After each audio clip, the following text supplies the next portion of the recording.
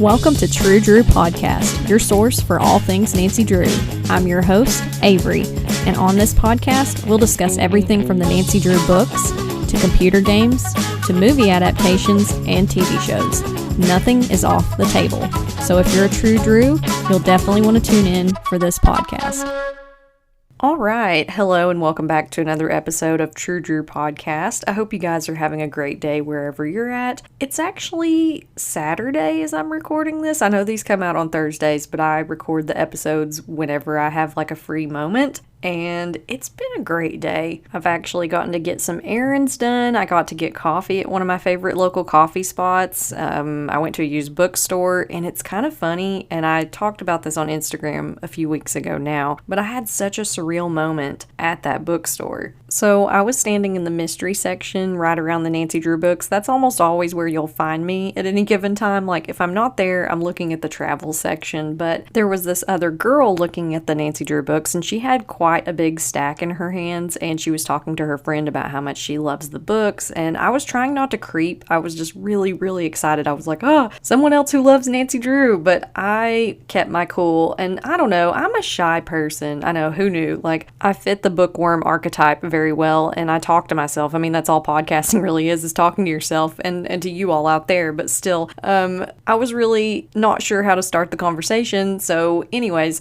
I ended up going up to the checkout line, and it just so happened that I was behind those two girls again up there, and so she happened to look over her shoulder and she saw the Nancy Drew books that I was holding, and so we got to talking, and I was like, yeah, I really love the books, and I got into rereading them just a couple of years ago, and this girl, or I should say woman, this was a woman, like, I don't know why I'm calling her a girl, she was my age or slightly younger, but anyway, she was talking about how she had started rereading the books and listening to a podcast on Nancy Drew, and I was like, what's the podcast called? And she said True Drew Podcast, and I was just floored. I was like, no way, this is not happening right now. And I said, that's my podcast, you're listening to my podcast. And it made me so happy. I know I've said this so many times, but it makes me so happy that I get to share my thoughts on Nancy Drew and that you all share your thoughts with me, and just this podcast and everything about it. It's just become such a fun community, and I just want to say thank you. I'm going to get emotional. I'm sorry, I'm not going to do that right now. Anyways, Bailey, if you're listening, I just wanted to say it was so nice to meet you, and it was so fun to talk about Nancy Drew with you. Okay, so today we're going to be talking about book number 76, The Eskimo's Secret, and it first came out in 1985. So there's actually 3 different book covers that I found for this book, and Hector Garrido is the artist that did the first book cover, which you can see these book covers on my Instagram, True Drew Podcast. I like to post them on Wednesdays before the episodes come out on Thursday, but this first book cover definitely makes a statement. We have a very pink book cover, and then we have Nancy wearing this like khaki puffer jacket and gloves. She looks like she's in a really cold climate, which I don't think she actually is at any point in the book now that I'm thinking about it. But anyways, there's a grizzly bear behind her, and actually she does not encounter a grizzly bear either. So this is just some interesting imaginings from the artist's perspective, I guess, because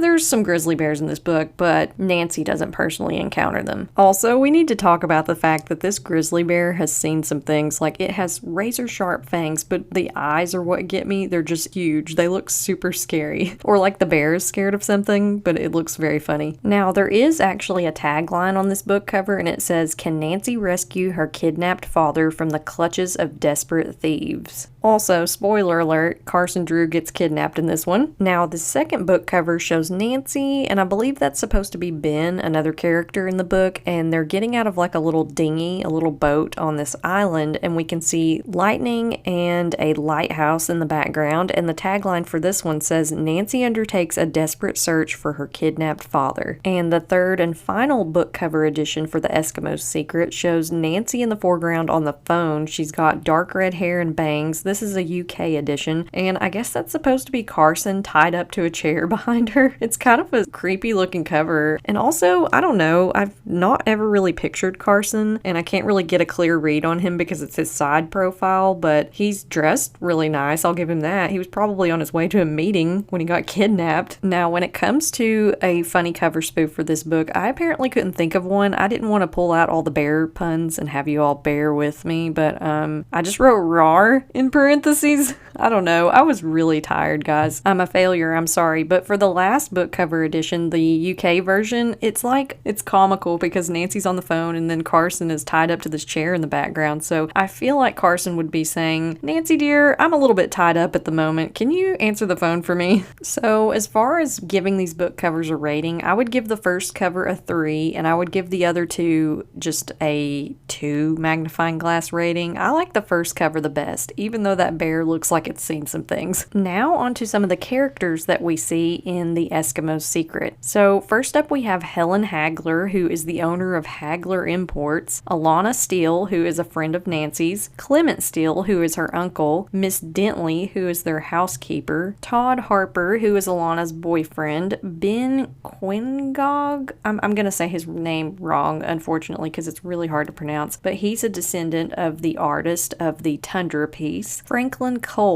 who was the last owner of this piece called the Tundra, Jasper Cole, who's a descendant of Franklin, and Felix Borge, and I just put bad guy in parentheses. I like to do that to differentiate the good people from the bad people when I'm making my notes, I guess. Now, really quickly, I'll read a synopsis for The Eskimo's Secret. Time is running out for Carson Drew. A routine case involving threats made against the owner of an import-export chain becomes a nightmare when Nancy's father is kidnapped. In Seattle to investigate the threats, Carson Drew suggests Nancy to look up an old friend living in the area, Alanna Steele. But Alanna has no time for a friendly visit. A priceless Eskimo sculpture which holds the key to a cache of hidden art treasures has been stolen, and Alanna is the prime suspect. When Nancy gets a phone call demanding Alanna in exchange for her father, she knows she's dealing with ruthless criminals who will stop at nothing to get what they want. Nancy must use all of her fine detective skills, including nerves of steel, to unlock the secret the thieves mistakenly think Alanna knows. But is there time? Will Nancy be able to outwit the criminals and save her father's life? And now for a dramatically read newspaper headline synopsis. Local Victoria man finds grandfather's lost art pieces that are important to Inuit village.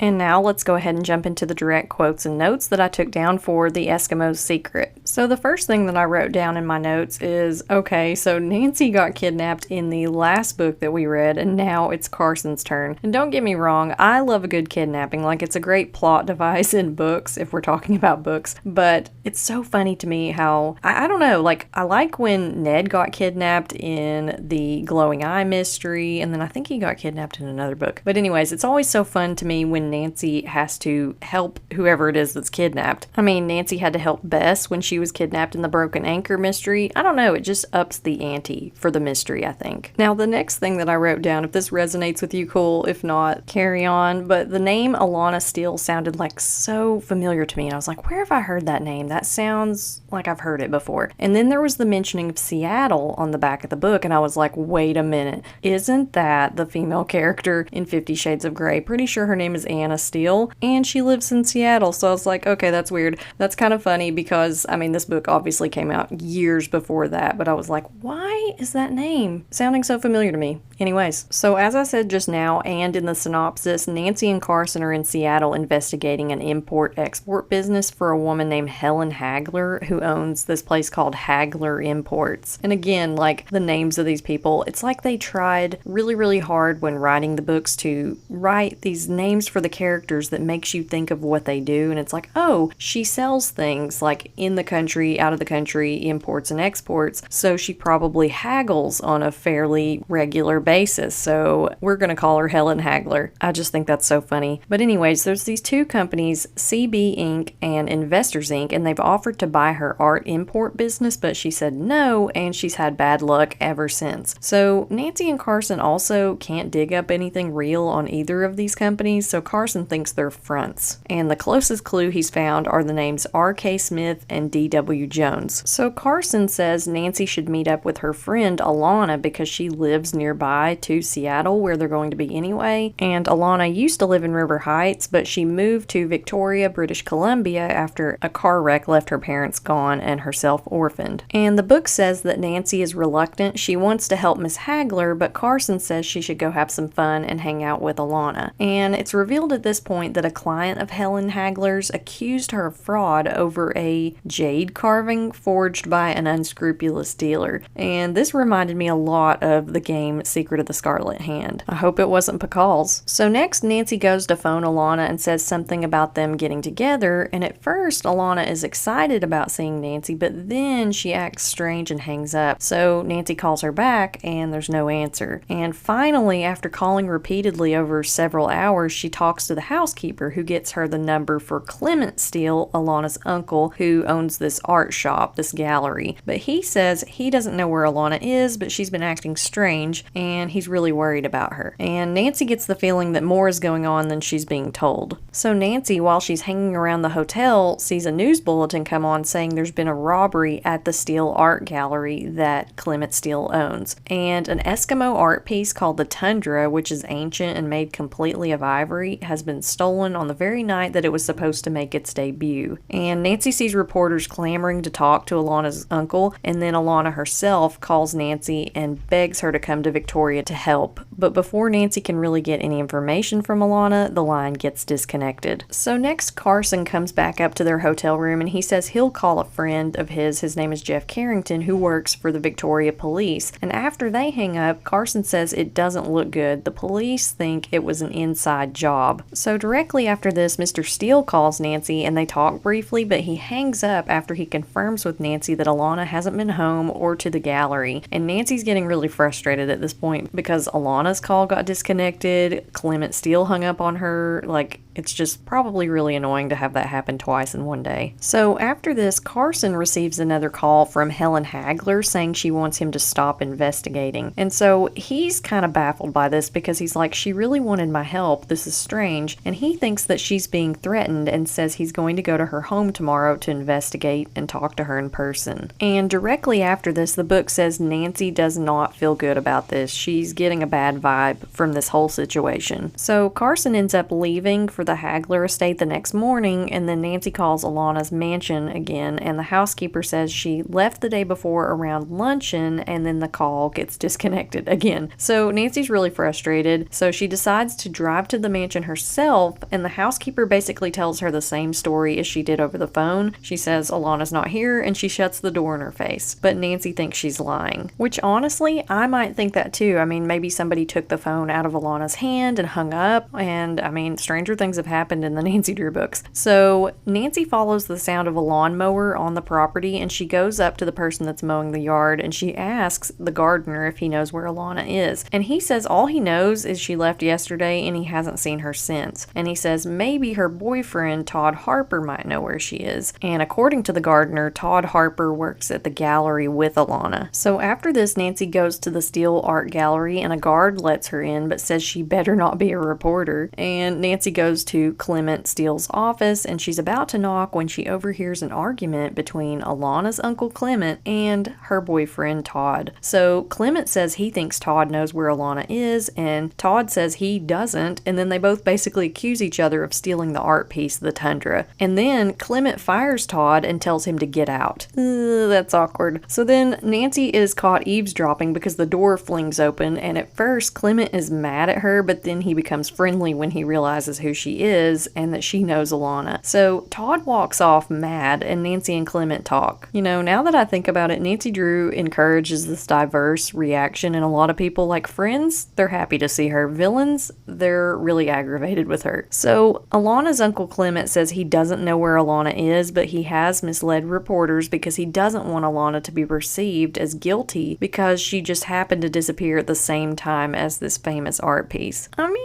yeah, I would think that looks pretty darn guilty. So when Nancy leaves his office, she really hasn't gotten anywhere, and Clement just said he'd call if he hears from Alanna, and that's it. So when Nancy's walking around the gallery, kind of checking things out, Todd pops up again, and he asks Nancy if she's going to help find Alanna. And he says he knows Nancy likes to solve mysteries, and Alanna has told him about her. So Nancy says she'll do anything she can to help. But while Nancy and Todd are having this conversation, suddenly Clement comes back out to talk to Nancy, and he's so mad that Todd is still there, and he tells him to get out of the gallery now. And then he tells Nancy he wants her to stay in Victoria and try to find Alanna. And I was like, okay, wow, his tune changed really fast. At first he was like, yeah, I'm sure Alanna will come back, it's fine. Now he's like, Nancy, I need your help. Kind of suspicious. Clement also takes this opportunity to tell Nancy that the Tundra was previously owned by someone named Franklin Cole, who passed away recently, and his wife was inundated by buyers who were interested in the piece, but she wanted the art to be enjoyed by many people, not just hoarded by one private collector. And Clement is afraid that one of those buyers is who stole the Tundra. Like, they took action and they were like, well, if she won't sell it to me, I'll just steal it. So after this, Nancy interviews some gallery employees, but none of them seem to know much, and as she's wrapping up, a boy comes in and delivers an envelope to her, and it says, Nancy Drew, give up your search and leave Victoria. Alanna will not be found and you are in danger. Signed, a friend. I mean, I don't know, that seems kind of like a threatening note. That doesn't seem like the note that a friend would leave you, but anyways, Nancy knows that only Clement and Todd Harper know about her being in Victoria, and they know why she's there, and so she wonders if maybe Todd sent the message, but why? So Nancy gets his name and address from the receptionist at the gallery and the info of a few employees, and she decides to look into this later. Also, directly after this, Nancy calls the hotel to see if Carson is back from seeing Miss Helen Haggler, but he's not. He hasn't left Nancy any messages, so she knows he hasn't returned, which kind of worries her. So Nancy goes back to the Clements mansion and she looks in Alanna's room for clues, and she knocks this little polar bear figurine off of a desk and has to chase it under the bed, where she then finds a notebook fastened to the underside of the bed, and it says something about the Tundra art piece, but before Nancy can really read it, a maid comes in saying that Nancy has a call in the library. But Nancy knows that Alanna wouldn't have hid this notebook under the bed unless it was important, so she takes it with her, and then she goes to answer the phone call, and it's Alanna, and she says Nancy shouldn't have come and tells her to leave before she knows too much. And she also says, I found the secret of the Tundra at the Firebird, and now and then the line goes dead. So Nancy calls Todd, her boyfriend, next, and his tone of voice changes when she says she's talked to Alanna, and he suggests Nancy meet him in town to talk. Now at this point, I'm not gonna lie, I was really suspicious of Todd, the boyfriend. I was like, maybe Alanna is hiding from him as much as anybody. Like, why doesn't he know where she is? It's kind of weird. But Nancy goes to meet Todd, but he doesn't show up. And so when she returns to the Steele mansion, the police are there, and Clement is furious because there's been a break-in. So Clement thinks it was Todd, and Nancy's wondering that herself because he didn't meet her like he said he was going to. Also, a better question is, was this a regular break-in? Like, I mean,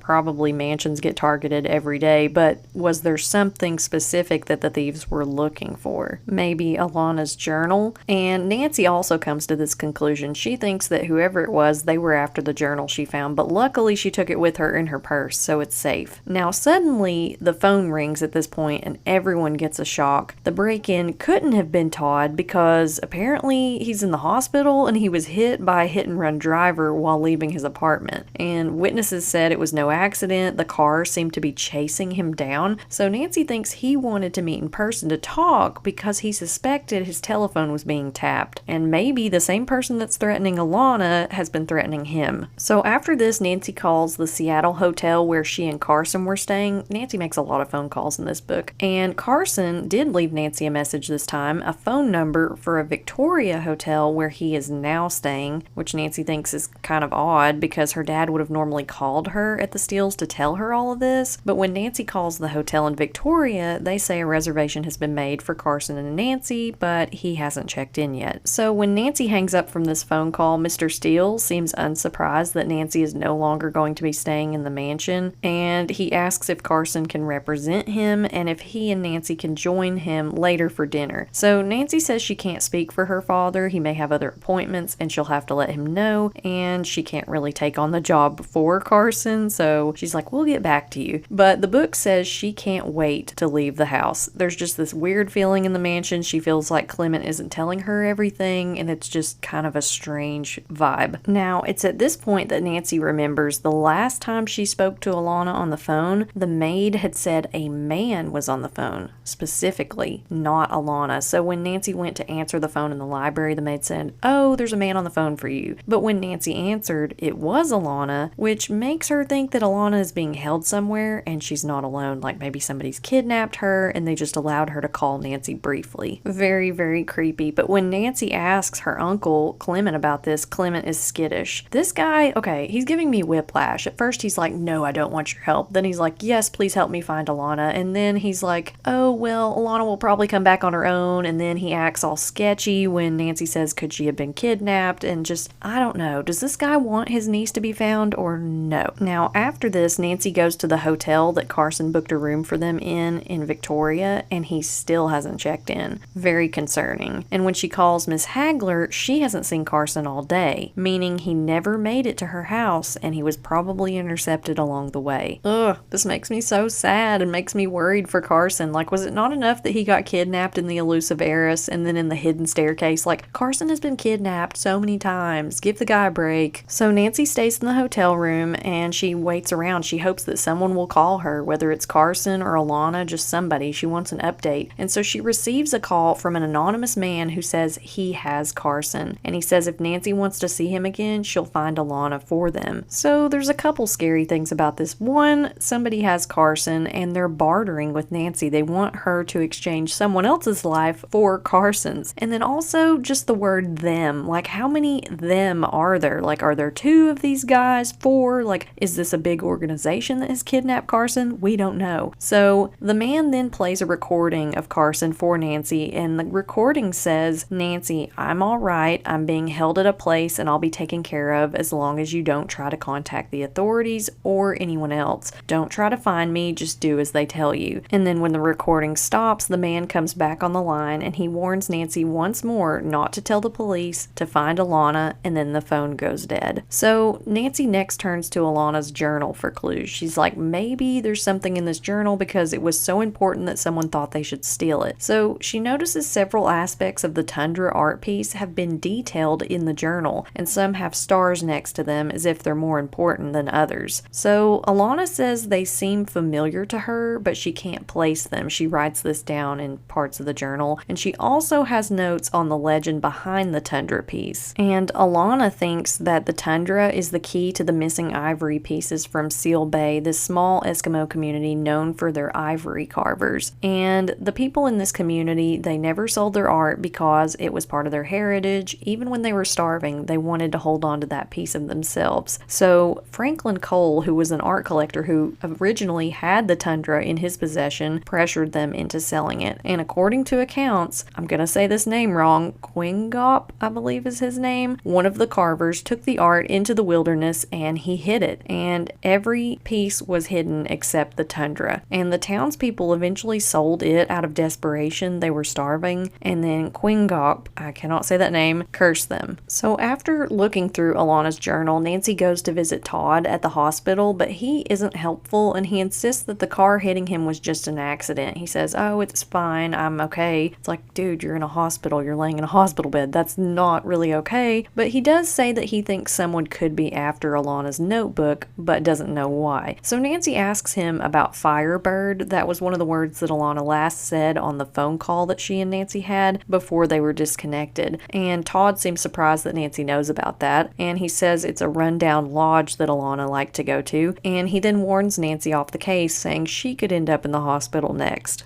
I feel like Todd is giving me a bit of whiplash also, because on the one hand he's like, oh, it's just a car accident. It wasn't like the person was trying to hit me. But then also on the other hand he's like, Nancy, you need to drop the case. And maybe he thinks his hospital room is bugged. I don't know, but giving me whiplash. So Nancy goes back to the hotel and she asks the desk clerk about the Firebird. She says, have you heard of it? And he says it was once a popular lodge but fell on hard times. And he draws her a map of how to get there. So Nancy decides to go back up to her hotel room really quick, and it's been ransacked. Stuff from her suitcase has been thrown everywhere, and unfortunately she had hidden Alanna's notebook in one of her sweaters and now it's gone. So it was very obvious now at this point, like, that's what these people were after, and Nancy doesn't feel safe, and I wouldn't either. Like, I would not want to stay in a hotel room after that. I'd be like, okay, bye, I'm gonna go to the Days Inn or something. But this is just so creepy. Like, Nancy feels like someone at the hotel has been watching her, possibly in the lobby. so she leaves via a side entrance, but after driving not very far, she's on her way to the Firebird Lodge, she sees headlights following her. Ugh. So Nancy speeds up and takes a road through some woods trying to lose the person behind her. And this next part is terrifying. The other car speeds up and then gets neck and neck beside Nancy. So Nancy rolls her window down and she shouts at them, "You don't have me yet." I love that she's cocky enough to taunt them, like while they're in the middle of the woods alone. And she's aware that the other car is trying to push her to wreck, like trying to push her off into the woods. So thinking fast, Nancy hits the brakes and the car continues on too fast, flying into a bog and getting stuck. That was some great thinking. So Nancy then turns her car around and continues on to the Firebird Lodge, and when she gets there, she sees Alanna. And at this point, she also meets someone named Ben Quingop. I'm saying this name wrong, I'm so sorry, but he is the descendant of the original Tundra artist. So Nancy sits down to talk to Alanna and Ben, and Alanna explains that the Tundra piece was so familiar to her because her parents used to bring her to Firebird Lodge as a kid. And there's a mantle in the lodge also made by the same artist of the Tundra, Ben's grandfather, and it has a lot of similarities. And Ben says that his grandfather was very stubborn and he didn't want to share his work after the Tundra was sold by the people in his town. He felt betrayed by them. And Alanna says she thinks Jasper Cole and Felix Borge stole the piece because they initially approached her wanting information about it. So Jasper is also a descendant of Franklin Cole, the original owner of the piece. And Franklin didn't leave the piece to Jasper in his will, so he was a little bit miffed about that. Now, the next thing that I wrote down, this is just a funny aside, but I said I don't think this is the first time that the bad guys have shown up in these books with the names Jasper and Felix, because I know there was Felix Raybolt in The Clue in the Diary, which is a much earlier book, and then Jasper just always makes me think of that guy from 101 Dalmatians. It's just funny, like, why do we associate certain names with bad guys? Very interesting psychology. But anyways, Alanna continues, and she says she was kidnapped and woke up on a boat, and it was Ben who saved her. And she also explains that she can't go to the authorities, even though she knows Felix and Jasper kidnapped her, because she thinks they held her for ransom, and what they wanted was the Tundra. And Alanna says that she can't say anything also because her reputation and her uncle's art gallery's reputation would be ruined. So Nancy next asks why the men didn't just buy the Tundra outright, like after all they were partners of Franklin Cole's. And Alanna says his widow had the stipulation that anyone who bought it must display it. So these men obviously didn't want to do that. And Ben also says the legends are true and the Tundra will lead to more art pieces, and that's why they want it. It's the key to finding more art just like it. Now, while the trio is discussing this, suddenly a car pulls up outside the lodge, and it's whoever was chasing Nancy. They've gotten unstuck from the bog and they've followed her. So Nancy and Alanna sneak out a side door while Ben answers the pounding at the door and causes a diversion because they don't know who this is, but I have a feeling it's not their DoorDash order. So these men come to the door and they demand to know where Nancy Drew is, and Ben bluffs and says he doesn't know who that is, and the two men say, "That's her car out front," and Ben just says, "That doesn't mean she's here." So they push past him inside, and meanwhile Nancy and Alanna are letting air out of all the car's tires in the lot except Nancy's, even the people that are staying at the Firebird. I guess this is so the guys can't coerce someone for their keys after Nancy and her friends leave, but I've got to say, like, I'd be really annoyed if I was staying at a hotel and someone did this to me. I'd definitely complain to the front desk. So Ben rejoins Nancy and Alanna since the men are searching the upper floors for Nancy, and they get away in Nancy's car. And Ben says anyone staying at the Firebird can hike down to the harbor and take a boat if they have to. I mean, yeah, but like, how inconvenient is that? And what if somebody has like a health emergency? Would you ever think about that? Like, that's kind of rude, Nancy. So anyways, Nancy drives them back to the hotel in Victoria where the 2 rooms that the villains booked for her are, and her reasoning for this is they would never think to look for Alanna there. I mean, it is kind of genius. But it turns out that Nancy has several messages from Helen Haggler there at the hotel, and they're getting more and more frantic, and she says if she doesn't hear from Carson soon, she's going to the police, which, as we know, cannot happen because Nancy was told specifically, do not contact the police. So Nancy is like, okay, I gotta diffuse this situation. But it turns out that Alanna actually also knows who Miss Haggler is because they run in the same art circles. So Nancy goes to call Helen Haggler back, and there's a typo in the book at this point, and they call her Helena, then they switch back to Helen. And I find this really interesting because lately I've been finding more and more typos, like I found some in the Emerald-Eyed Cat mystery that we discussed. But this period of books from the early to mid 1980s, they must have been going through a rough patch with their editors because wow, so many typos. I've seen a lot of misspelled words, and yeah, it's just all I can see. Forget calling the actual police, let's call the grammar police, am I right? Anyways, my OCD tendencies aside, Nancy talks to Miss Haggler, who says that she and Carson were trying to set a trap for the Investors Inc. people who were causing problems for her business. And I should also mention, Nancy uses a public phone to call Miss Haggler because she's afraid that her room is being bugged, and I bet that it probably is. So Nancy asks Miss Haggler if anyone else knew about this plan that she and Carson had, and Miss Haggler says only her board of directors. Well, I bet you anything, there's your rat. They're on your board of directors. So Nancy doesn't exactly lie about where Carson is. She tells Miss Haggler that he's in Victoria, and Helen says that she'll give him until midnight tomorrow to contact her before she calls the police. So now Nancy's on an even tighter deadline. Yay! Love a good deadline. So Nancy, Alanna, and Ben go up to the rooms of the hotel, and at this point Nancy sees a tape player laying on a dresser that she didn't leave there. So she plays the tape,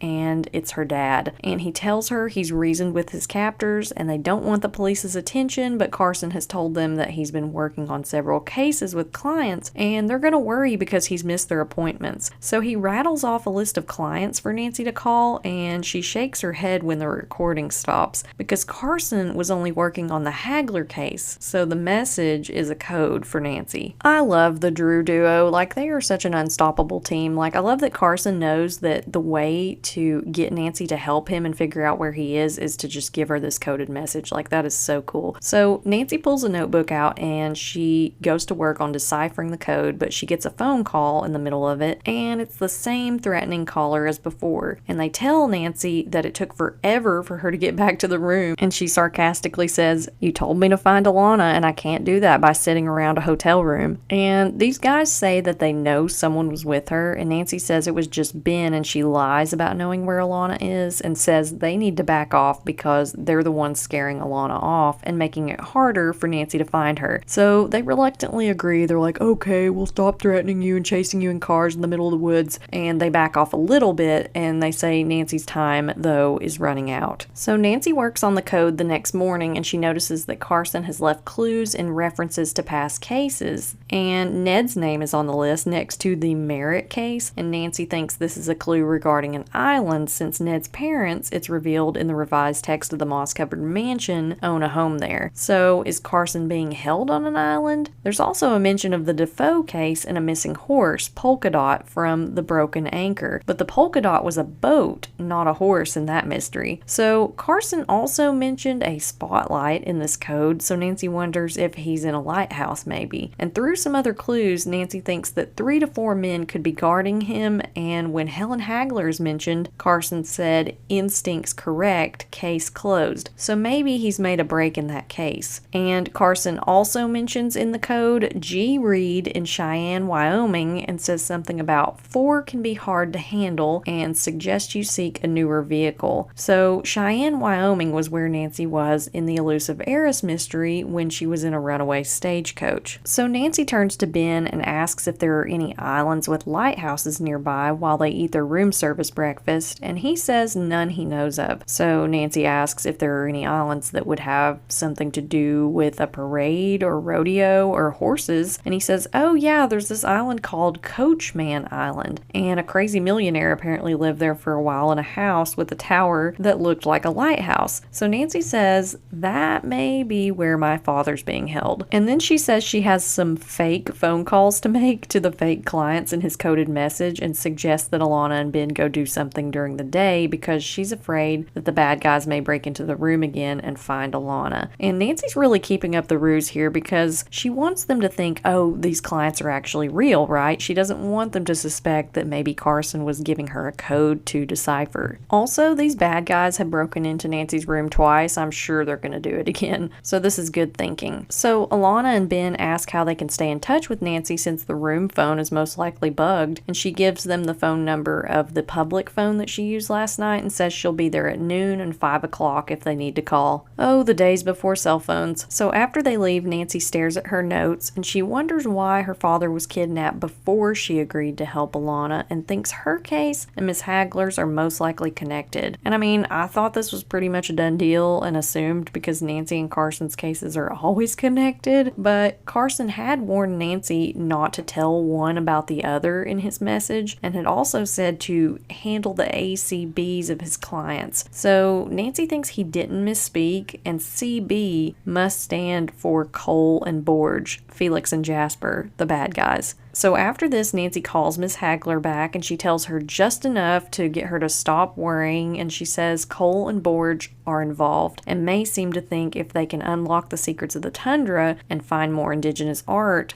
they can gain control of Miss Haggler's company and they can sell the art legally but somewhat illegally and make a profit. But Nancy wraps up the phone call by telling Miss Haggler, please don't call the police yet. I've almost got this case solved, and she says she'll send Miss Haggler her notes in case she can't call her again. So after this, Nancy goes to some stores and she buys some dark jeans and sweaters for her and Alanna and a map of Coachman Island as part of her plan. And she photocopies her notes and sends them on to Miss Haggler. And I was like, okay, I approve of this, Nancy. That's really smart. You've got to have a backup copy, always. Now, when Nancy goes back to her hotel room after waiting around the public phone, Ben and Alanna didn't call her. She sees a laundry cart in the elevator, and so she steals 3 hotel employee uniforms because she's already got some other plan cooked up in her head, I guess. And she goes into her hotel room, and it's at that moment that she realizes she isn't alone, and a hand covers her mouth. Ugh, this freaked me out. I thought it was the bad guys and they had broken in and they were just going to take Nancy and take her to wherever Carson is. But it's just Ben, and he and Alanna have returned just in time for them to scare each other. So Alanna tells Nancy that they had barely left the hotel when Jasper Cole and Felix Borge started to chase them. So Alanna had to hide in an office building while Ben misled the bad guys, making them think she was still with him. And he was basically like yelling instructions up ahead, like, go that way, Alanna, or turn left. And so they thought that she was still with him. And so they finally catch on and they stop chasing him. But Alanna and Ben both eventually made it back to the hotel safely. They were able to reunite, and then Nancy notices while they're all talking in the hotel room that the tape player is gone. So these guys have really covered their tracks because they don't want any kind of evidence left behind and they don't want to be conspicuous. So it's a good thing that Nancy took notes. I mean, it's pretty conspicuous to chase teenagers down a few city blocks, but you know, they're working on it. Now, according to the book, Ben also borrowed a different car from a friend while he was out, anticipating that they'd need a different car the bad guys wouldn't recognize. Genius. This is the kind of person you want on your team when you're running from bad guys. Like, this guy anticipated. He was like, oh, we're gonna need this, we're gonna need that. Like, team player, go Ben. So after this, Nancy gets another call from the kidnappers, and Nancy says she knows where Alanna is. She just tells them, she's like, yeah, I know. And because she knows her time's running out and she doesn't want anything to happen to her dad. So the kidnappers want her. They want Alanna before they'll give up Carson, but Nancy will not budge. And the kidnappers say they'll call Nancy again at 7 the next morning and they'll arrange for a location to make the switch. Now, don't worry, this is obviously a ruse. Nancy is not going to give up her friend because, you know, that's not who she is. But Nancy is afraid they can't stay at the hotel much longer, so they all dress in their employee uniforms that she stole out of the laundry, and they sneak out and find Ben's friend's pickup truck, which he had parked several blocks away. So they go back to the Firebird Lodge, and Nancy is at first scared when she sees 2 men, but they turn out to be friends of Ben's. And one of them is this guy named Jim. The other guy, we don't even get a name for him because I guess he's not as important. But they decide to take their 2 boats, the Salmon Queen and the Sea Tiger, to Coachman Island.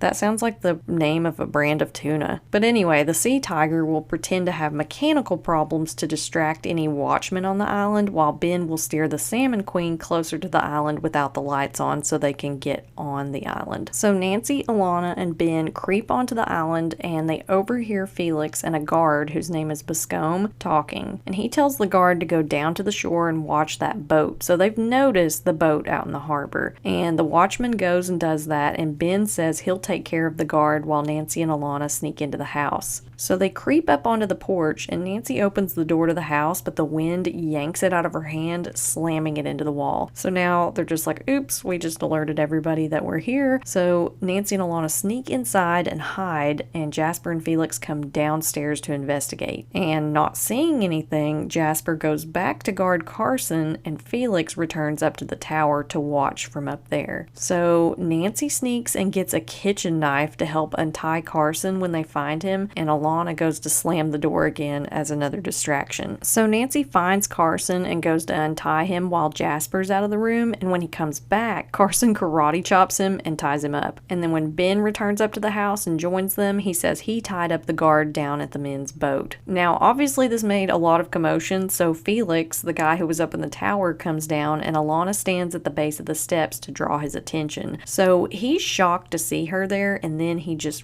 runs at her like aggressively, like I guess he thinks, oh, I'm gonna get her. So Nancy grabs Felix's ankle, and then Ben and Carson take him down and tie him up. So after this, they've got all the bad guys apprehended. Nancy, Ben, Alanna, and Carson leave with the Tundra piece so they can call the authorities. And Carson explains that Investors Inc. was a front company, and I was like, well, with a name like that, like obviously like Investors Incorporated, like that just sounds so fake and made up. But Alanna and Mr. Clement Steele, her uncle, and Todd are questioned by the police, and they're released of any wrongdoing, and the bad guys are caught and taken in from Coachman Island. They're the ones that took the Tundra, so they're the ones that are going to go down for it. Justice. We love to see it. So everyone admires the Tundra art piece back at the Steele Art Gallery, and Ben says that the elders gave him a message from his grandfather, and it was, look with the eyes of the past to find the darkest dawn. And Ben talks about a time that his father and his grandfather were hunting, and his father had injured his ankle, so his grandfather left him at camp to hunt alone. And when his father woke up, a grizzly bear was towering over him, and his grandfather killed it. So this is probably kind of what the bear was alluding to on that first Nancy Drew cover. Like I mentioned, Nancy doesn't really encounter a grizzly bear, but other characters in the book did. So Nancy and Alanna are looking at the Tundra piece, and they're like, huh, well look right there. There's a very similar scene to what you just described in the art piece. So Ben says that the incident happened near a place called Owl Rock, and there's even a small figure in the piece holding an owl. So Ben ends up finding all the other ivory pieces, and he shows them to Nancy, Alanna, Mr. Steele, Carson, and Miss Haggler in the end. And hopefully they go back to his people. It doesn't really say, it's kind of vague and left up to interpretation. And the very last note that I took down, I said this book is, I believe, the very first one ever to not directly reference the title of Nancy's next mystery, because usually at the end of the mystery it'll say, Nancy was happy that there was a good resolution, but she's also sad because she wants another mystery, and then it'll say, little did she know, she's gonna solve another one called, you know, the Hat in the Shoebox mystery or something, you know. So this one didn't reference any future mystery, which was kind of cool. Which kind of makes me wonder, because the next books in the series are vastly different, and it makes me wonder if they didn't really know what was going to happen next for the series. Like, this is kind of a turning point in the Nancy Drew series from here on out. So that is the end of my notes. Now we'll go on to a segment that I like to call What's Cooking. So in this mystery, there were only a few mentionings of things that Nancy ate. I think she ate an omelet, she had some hot tea and cocoa, and then some brownies.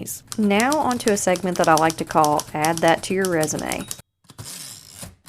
So I said that Nancy could consider herself an Inuit art expert. She learned a lot about the Inuit culture, and I said that she was an honorary hotel concierge. She stole those maid uniforms out of the laundry at the hotel, and I just thought that was hilarious. Now let's talk about the things I liked and the things I didn't like about the Eskimo's secret. So the things I liked the Inuit heritage. That was very cool. I liked Nancy saving Carson when he was kidnapped. The things I didn't like, I would have liked a little more things about the Inuit culture. Like, I feel like it just barely touched on some things, and it would have been cool to learn some more. And I missed Bess and George. They weren't in this mystery, so I kind of missed them. So when it comes to giving this book a magnifying glass rating, I would probably give it a 2.5. It was okay. There were parts of it that I liked, and then there were some parts that I think were just a little bit lacking, but not a horrible book, just, you know, I liked it better than the Emerald-Eyed Cat mystery, let's just say that. So that concludes this week's episode. I hope you guys enjoyed it. As always, thank you so much for listening to the podcast and following me on Instagram at True Drew Podcast. I really enjoy talking to you guys about the books and the games and just all things Nancy Drew. So for next week's episode, we're going to be talking about the next book in the series, The Bluebeard Room. This one is very, very different from the previous books, and you will soon see why. So if you like books where Nancy has a fling with a rock star, no really, explores creepy manners in the UK, there's drug references, and rock and roll, you will not want to miss this one. Until next time, thank you for listening to this episode of True Drew Podcast. Can't get enough of the podcast? Then check out my subscription series, True Drew Files, available on Apple and Spotify. For Nancy Drew books and merchandise, you can check out my website, www.truedrewpodcast.com. For business inquiries, you can contact me at truedrewpodcast@gmail.com, or you can connect with me on Instagram at True Drew Podcast.